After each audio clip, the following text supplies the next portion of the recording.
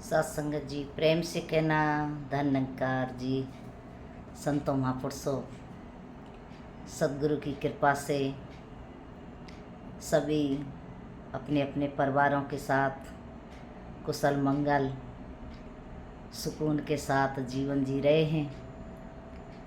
सत्संगत जीवन जीने का तरीका आज सदगुरु ने सिखाया कि इस जीवन को कैसे जीना है, क्योंकि संतों महापुरुषों हम सब नादान थे, हमें कुछ भी जानकारी नहीं है, कुछ नहीं जानते थे, लेकिन गुरु ने कृपा की तो आज ये राज समझ में आया कि ये परमात्मा निराकार, ये ब्रह्म किस तरह से हमारे साथ रहता है। कहते हैं चारों तरफ मेरे राम का दुख लगे ना भाई, सतगुरु ऐसा भेटिया जिसने बनत बनाई। कि सतगुरु ऐसे मिले कि जिन्होंने बात बना दी, हमारे जीवन का मोल डाल दिया। अन्यथा तो इस जीवन का क्या मोल है। ये 5 तत्व से बना हुआ शरीर और 5 तत्व में मिल जाना, इसकी कोई कीमत नहीं है। ये संसार में आता है और चला जाता है, लेकिन जब संत मिलते हैं, सद्गुरु मिलते हैं, तो इस जीवन का कल्याण हो जाता है। मनुष्य का जन्म मिला ही कल्याण करने के लिए है। हम देखते हैं पुरातन भक्त संत हुए किस तरह से अपने सद्गुरु की भक्ति करके अपने जीवन का कल्याण किया और इस परमात्मा में विलीन हो गए। कहते हैं इस तपस्या जन्मों जन्मों तक तपस्या करनी पड़ती है, तब जाके कहीं प्रभु परमात्मा की प्राप्ति होती है। तो संतों महापुरुषों, क्या पता है हम कितने जन्मों से इस ब्रह्म प्रभु परमात्मा की तपस्या कर रहे थे। आज कलयुग में सद्गुरु माता सुदीक्षा जी के द्वारा ये हमको प्राप्त हुआ। तो संतों महापुरुषों, किस तरह से ये जीवन आज सुख में हो गया, किस तरह से आनंद में हो गया कि ये ब्रह्म प्रभु परमात्मा हमारे अंग संग रहने वाला सद्गुरु ने सत्संगत प्रकट करके दिखा दिया कि देख ये प्रभु परमात्मा है। सद्गुरु ने जब ज्ञान दिया तो 5 परण भी लिए। पहला परण तन मन धन इस प्रभु परमात्मा की देन है। हमने इसका ही समझ के इनका इस्तेमाल करना है। कभी अभिमान नहीं करना, कभी इन पर घमंड नहीं करना, क्योंकि ये दूसरे की वस्तु है।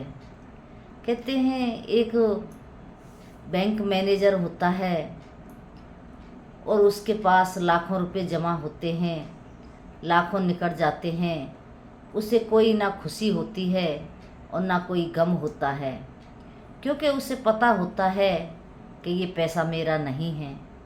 इसी प्रकार से ये जीवन है। जीवन में ये तन मन धन जो भी हमको प्राप्त हुआ है, ये हमारा नहीं है, ये इस प्रभु परमात्मा निराकार का है। इसने हमको इस्तेमाल करने के लिए दिया है। जब तक हमारे पास है हम इसको इस्तेमाल करें, लेकिन इस पर अभिमान ना करें। अभिमान में तो कहते भी हैं, अभिमान में जो जीवन गुजारे यहाँ पे भी हारे, वो वहाँ पे भी हारे। कि अभिमान में जो जीवन गुजारते हैं वो दोनों लोग हार जाते हैं। वो मृत्यु लोक को भी हार जाते हैं और परलोक को भी हार जाते हैं। उनके पल्ले कुछ भी नहीं लगता। तो इसलिए महात्मा संत महापुरुष समझाते हैं कि तन मन धन प्रभु परमात्मा की देन है। इसे इसी का समझ के हमने इस्तेमाल करना है, कभी इस पर अभिमान नहीं करना है। तो संतों महापुरुषों, आज सद्गुरु ने ये कृपा की है तो ये बात समझ में आई, तो ये बात हमारे दिमाग में बैठी कि वाकई में मेरा कुछ नहीं है। अगर मेरा होता तो मैं क्यों इसे जवान नहीं रख सकता था। मेरा होता तो क्या मैं इसे बचपन में नहीं रख सकता था। अगर बचपन में रखता तो माता पिता सेवा करते, खाने पीने को मिलता, कोई काम नहीं करना पड़ता, कोई टेंशन नहीं होती, लेकिन फिर भी ये जवान हो जाता है। अनेकों जिम्मेदारियां इस पे आ जाती हैं और फिर धीरे धीरे करके बुढ़ापे की तरफ भी चला जाता है। लेकिन संतों महापुरुषों, इसकी निशानी यही है कि ये हमारा नहीं है। मन है, हम बैठे होते हैं घर में और ये पता नहीं कहाँ कहाँ पहुँच जाता है। जरा सी देर में पूरी दुनिया में घूम आता है। तो ये मन भी हमारा नहीं है। इसी तरह धन है, देखते हैं कोई व्यक्ति सुबह से शाम तक मेहनत करता है, तब जाके कहीं 2 वक्त की रोटी जुटा पाता है। और एक व्यक्ति कुर्सी पर बैठा बैठा ही इतना धनवान होता है, उसको खुद को ही पता नहीं होती कि मेरे पास कितना धन है। तो ये प्रभु परमात्मा की अपनी देन है। ये जैसे को जैसे चाहे, जो चाहे ये दे। तो कृपा करो संतों महापुरुषों, हमने अपना समझ के इसको इस्तेमाल नहीं करना है। करना है तो सद्गुरु का समझ के इस्तेमाल करना है कि जो कुछ भी मुझे दिया है मेरे सद्गुरु ने दिया है। और हम परिवार में भी रहते हैं तो हमने परिवार की भी सेवा सद्गुरु का समझ के करना है। महात्मा बताते हैं, अपने घर को भी घर ना समझो कि ये मेरा घर है, इसे सद्गुरु का घर समझो कि सद्गुरु का घर है। इसमें सेवा करो तो सद्गुरु का समझ के करो। इसमें कुछ भी कोई भी काम करो तो सद्गुरु का समझ के करो कि सद्गुरु का है, मुझे सद्गुरु ने दिया है, मुझे इसकी संभाल रखनी है, इसको संभाल के रखना है। तो कृपा करो संतों महापुरुषों, वाकई में ये घर सद्गुरु का है, ये जीवन सद्गुरु का है। जो कुछ भी हमारे पास आज है ये सब सद्गुरु का है। अन्यथा तो हमने तो वचन भर ही लिया था, अगर सद्गुरु सबको ले लेते तो ले लेते, लेकिन ये तो दयालु हैं, कृपालु हैं, इन्होंने हमें वापस ही दे दिया कि जाओ इसको इस्तेमाल करो और इस पर अभिमान मत करना। आज से इसे मेरा समझ के इस्तेमाल करना। एक भक्त एक बार सद्गुरु के पास आए, कहने लगे, बाबा जी मेरा मन नहीं लगता सिमरन में, मेरा ध्यान नहीं लगता सत्संग में, आप कृपा करो। तो सद्गुरु उठ के देखते हैं, कुछ अलमारी में ढूंढने लगते हैं, कहते हैं, बाबा जी मैं आपसे बात कर रहा हूँ, आप सुन नहीं रहे हो, पता नहीं क्या ढूंढने लगे पड़े हो। तो बाबा जी सामने से कहते हैं कि मैंने तो ढूंढ रहा हूँ कि मन तो तूने मुझे दिया था, तेरे पास कैसे पहुँच गया। तो संतों महापुरुषों, इस तरह से ये मन बड़ा चंचल है, ये हमको भटकाता रहता है, ये हमें पथ से दूर करता रहता है, लेकिन हमने कभी भी दूर नहीं होना है, इसका ही समझ के इस्तेमाल करना है। जैसा आदेश सद्गुरु का आए वैसे वैसे हमने अपने जीवन को जीते चले जाना है, क्योंकि इसी में हमारा कल्याण है। क्योंकि सद्गुरु मुक्ति देते हैं और मुक्ति तभी मिलती है जब हम गुरु के आदेश की पालना करते हैं। जैसा जैसा आदेश आ जाता है वैसे वैसे चलते चले जाते हैं। तो इनका आदेश भी जब अंत समय आएगा तब भी इन्हीं का आदेश आएगा कि अब छोड़ो, चलो संसार को। तो जब भी हमने बिना कुछ कहे इनके साथ, इनके चरणों में समर्पित हो जाना है, तो सच्चा बादशाह रहमत करे, कृपा करे। ये जीवन दिया है तो सद्गुरु आपने ही इसको संभाल करनी है, आपने ही इसको संभाल के रखना है। कहते भी हैं कि एक बच्चा होता है, जब बच्चा बाप का हाथ पकड़ता है तो वो छोड़ के कहीं जा भी सकता है, कहीं खो भी सकता है, मेले में खो जाता है। लेकिन जो बच्चे का हाथ बाप पकड़ लेता है उस बच्चे का बाल बांका नहीं होता, वो न कहीं खोता है न कहीं भटकता है, क्योंकि हाथ बाप के हाथ में है। इसी प्रकार से हमने अपने हाथ सद्गुरु के हाथ में दे देना है। हमारे अंदर इतनी ताकत नहीं है कि हम सद्गुरु को पकड़ के रख सकें, ये तो सद्गुरु की अपनी कृपा है, ये पकड़ के रखते हैं। तो हमने अपने जीवन को इनके ही हाथों में सौंप देना है। जैसा तुम चाहो, जैसा तुम चलाओ, जैसी आपकी मर्जी।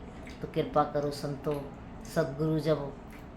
सद्गुरु के हवाले जब हम छोड़ देते हैं तो फिर कहते भी हैं कि तेरे हवाले मेरी गाड़ी, तू जाने तेरा काम जाने कि मेरी गाड़ी तेरे हवाले है, अब तू जाने तेरा काम जाने, जैसे चलाए जैसे चला। तो संतों महापुरुषों चलाने वाले सद्गुरु होते हैं। हमने सद्गुरु के हिसाब से ही अपने जीवन को जीना है और इनके चरणों में लगे रहना है हमेशा, क्योंकि यहीं से हमारे जीवन का कल्याण होना है। मानव जन्म तो इस परमात्मा ने हमको दे दिया, ये अनमोल है। कहते भी हैं मानुष जन्म एक ही बरिया, गोविंद मिलन की ये तेरी बरिया। कहते हैं एक ही बार ये मिलता है और यही सी जीवन में तू गोविंद से भी मिल सकता है। तो कृपा करो संतों महापुरुषों, हमने अपनी भक्ति अटूटता के साथ, विश्वास के साथ करते चले जाना है। सद्गुरु पर भरोसा रखना है कि हमें सद्गुरु ही हमारी नैया पार लगा सकते हैं, अन्यथा तो हम कहते हैं अपने कर्म नरक न पाऊँ ठौर। कहते मैं अपने कर्म के द्वारा तो नरक भी ठौर नहीं पा सकता, क्योंकि मेरे अंदर इतनी सोच नहीं है, समझ नहीं है, बुद्धि नहीं है। ये तो सद्गुरु की अपनी कृपा है, जो कि इन्होंने हमको ये सुंदर ज्ञान दे करके, इस सुंदर सी साथ संगत दे करके हमारे जीवन का कल्याण किया है। तो आओ साथ संगत, हम इनके सत्संग की नाव में हमेशा बैठे रहें, कभी इसमें ऊद फांद ना करें। जब कूद फांद करेंगे तो फिर हमारा जीवन फिर साथ संगत वही कहते हैं, दो नाव में पैर रखोगे तो डूबोगे ही डूबोगे। हमने एक नाव में पैर रखना है और इसी का होकर के हमेशा हमेशा के लिए इसी का हो जाना है। तो कृपा करो, हमने इसके होकर के भक्ति करनी है, सेवा सुमरन सत्संग करना है और इनके चरणों में अंतिम श्वासों तक जुड़े रहना है। तो दासी इन्हीं शब्दों से आपसे क्षमा चाहती है, और कहीं विचारों में कोई गलती हुई हो तो दासी को एक अनजान गुरसिक समझ के बख्श लेना, माफ़ कर लेना, और जो अच्छी बात लगे उसको अपने जीवन में ढाल लेना, जिससे कि हमारे जीवन का कल्याण हो जाए। सतगुरु जैसा चाहते हैं वैसा हमारा जीवन बन जाए, ऐसी अरदास प्रार्थना आपके लिए, अपने लिए, सबके लिए। सबका भला करो भगवान, सबका सद्विध हो कल्याण, ऐसी अरदास प्रार्थना प्रेम से कहना। धन्यवाद जी।